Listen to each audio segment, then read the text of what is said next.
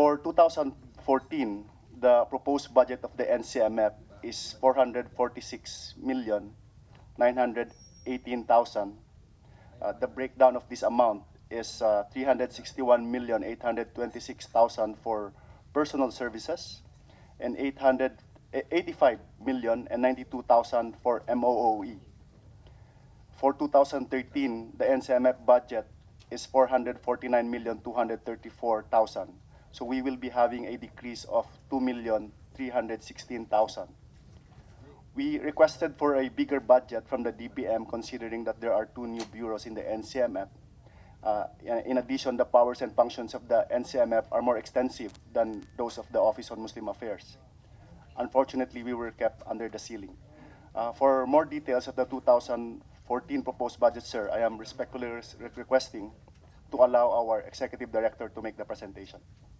Our mandate is to preserve and develop the culture, traditions, institutions, and well-being of Muslim Filipinos in conformity with the country's laws and in consonance with national unity and development.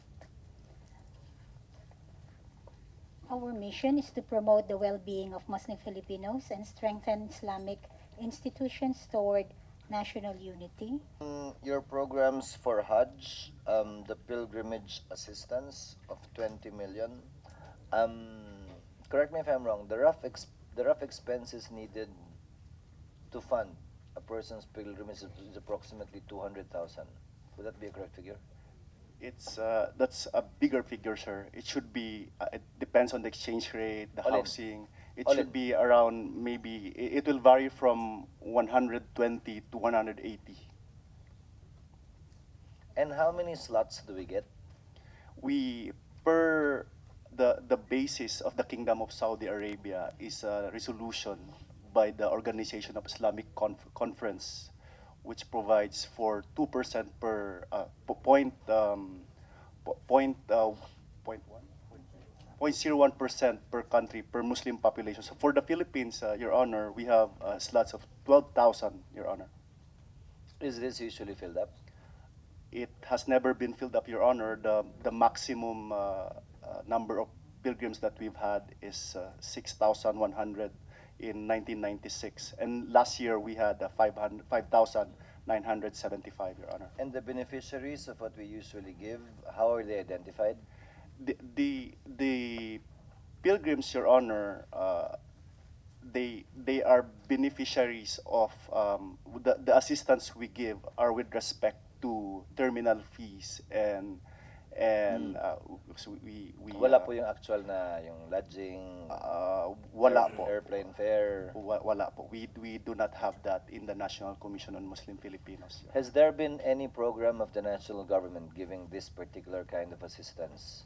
What we've had, Your Honor, and this was present since the time of the Office on Muslim Affairs, was an assistance course through members of the House of Representatives and certain governors.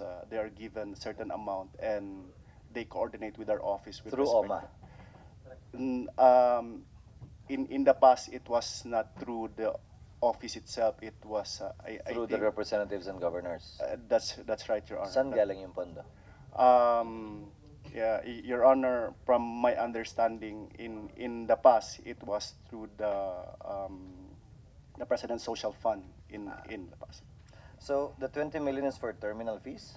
The 20 million, Your Honor, I think it includes the personal services and the operational expenses with respect to conducting the Hajj, Your Honor. Insofar as Madras schools are concerned, what are you doing in regard to that? Our mandate, Your Honor, is to assist in the curriculum with respect to madrasas that are not under the jurisdiction of the Department of Education, meaning they have not complied with the requirements of the Department of Education. So we, per our budget, Your Honor, we have coordinated with these madrasas who are outside the domain of the DepEd, and we are trying to come up with a curriculum that is more attuned with what we have, Your Honor, the Philippine system, Your Honor. Ratio and proportion, ilan po yung under DepEd na madrasa schools, ilan yung hindi? Would you know? I think, Your Honor, the DepEd is expanding its madrasa program, and Yeah, that's what they told me too. the number has changed, Your Honor, so I cannot answer your question. Kindly just submit it to us, sir. Okay, Your Honor. Next, we would enlist your support insofar as amendments to the halal law is concerned. Papaalalay kami ron. Yes, Your Honor. Because there are some changes you want to implement, especially with respect to the implementation of the law itself. Kasi tila nagiging rampant yung nilalagay na lang halal Yes, sir. na hindi naman talaga sinusunod, and the DTI is not capable of actually monitoring these factories. Second, you mentioned in your presentation Muslim Filipinos. May I inquire, why is it that way? Ba't ba kailangan banggitin palagi Muslim Filipinos? I rarely hear people say Catholic Filipinos or Christian Filipinos. Narinig ko lang yung designation ng Chinese Filipino, Yes, sir. Muslim Filipino. Why? And is that okay? Sir, when Republic Act 9997 was passed, that was the name given to the office, Your Honor. So we submitted to the wisdom of the lawmakers who What year? 2010, Your Honor. It was, I think, in this house, it was sponsored by Senator Mig Subiri, Your Honor. The office itself, but I mean, okay lang ba yan to refer to? Because we filed a bill actually prohibiting stereotyping. Pag may nahuling snatcher, pag nagkataong Muslim, lalagay isang snatcher na Muslim ang nahuli. Pag nahuli Kristiyano, hindi naman sinasabing isang snatcher na Kristiyano ang nahuli. Yes, sir. We have an anti-stereotyping bill, but if it's ingrained and written in our laws, actually, from my point of view, all of us are Filipinos. Yes, sir. Christian, Catholic, saksi, iglesia, o kung ano man. Yes, sir. What are your thoughts on that? My personal perspective, Your Honor. Personal perspective. Yes, my personal perspective, and as an academic discussion, Your Honor, it is a contestation of identity, Your Honor, from Muslim Filipinos as opposed to the Bangsamoro identity.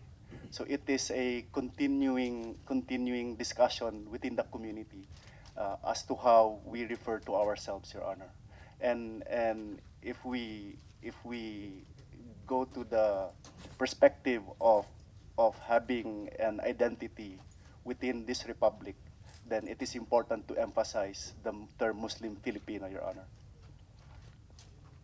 Bangsamoro literally means, Moro Nation, Your Honor. bangsa is bansa. That's right, Your Honor. Thank you. Just two more points, sir.